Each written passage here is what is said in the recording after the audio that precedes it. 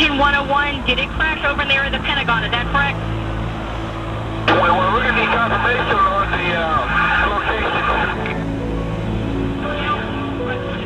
Engine 108, we have a report of a plane crash somewhere in the area. We will never forget the innocent victims and the brave heroes who gave their lives attempting to save them.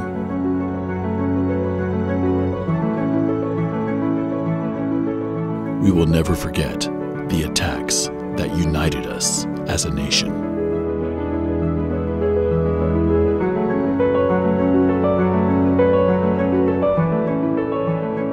We will never forget the character and bravery of our nation, the great spirit of America.